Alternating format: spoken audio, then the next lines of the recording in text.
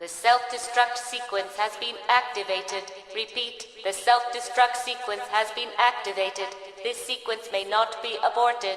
Okay, so everybody has Resident Evil 2 Remake pre-ordered by now, right? If you don't know, a lot of Resident Evil fans wanted a remake for Resident Evil 2 for a long time. There were even tons of different concept games coming out from fans, some taking on the classic fixed camera angles, but most wishfully placing the third-person over-the-shoulder camera with a 3D Resident Evil 2 representation of the game. So many different remake ideas over the span of the last, say, 10 years. But finally, 13 years later, Capcom decides to make a proper remake. And of course, the reason why I'm making a video today is because there's something very important about this remake that most people might not consider, or maybe all of you consider. I'm not sure what you're thinking. Firstly, the easiest thing to notice with this remake is the over-the-shoulder camera angle from, let's say, Resident Evil 6, 5, 4, Operation Raccoon City, and even that terrible Umbrella Corps game. With Resident Evil 7, most fans thought that the series was going to just a first-person mode perspective,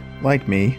But apparently Capcom isn't done with the over-the-shoulder camera angle, and to be honest, that's a relief. Setting it with over-the-shoulder gameplay is setting a style for the future as well. Now, of course, Capcom could be doing this just because a lot of people wanted the over-the-shoulder look, but then again, there was a lot of demand after RE7 dropped, so it could have just been feedback after Resident Evil 7. And after playing the one-shot demo 16 times, it's clear that the devs have their work cut out for them, and it was definitely worth it. Resident Evil 2 is among the best survival horror games to ever come out, and if you played it back in 1998, this game is most likely your childhood, for me especially, and the one-shot demo reminds me of that timed Resident Evil 2 PC demo, so playing that really brought back some memories. And also seeing how much work Capcom put in this remake, it's possible that they could even be working on sequels related to Resident Evil's already existing universe. But all theories aside, this game looks as good as it plays, and that's a good thing. Interacting with the world, exploring, shooting zombies, running away from zombies, never felt more fluid in a Resident Evil title.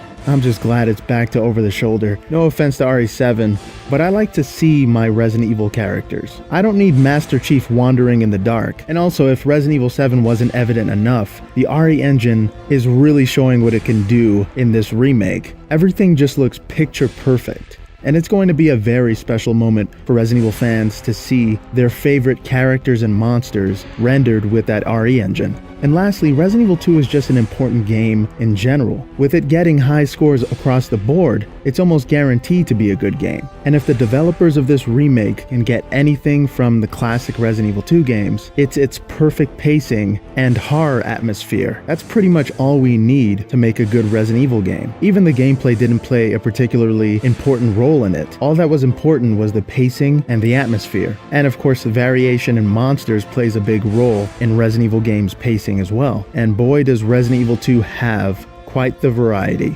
If you've never played Resident Evil 2 before, and you like survival horror games like The Evil Within 2, Dying Light, Alien Isolation, and Outlast, then holy you're in for quite the ride. Trust me, Resident Evil 2 is going to be the best survival horror game for you guys as well. And I hope you guys are just as hyped for Resident Evil 2 as I am, because we have waited a long time for this remake. And I hope you guys enjoyed this video, and thank you so much for watching. Have a good one, guys.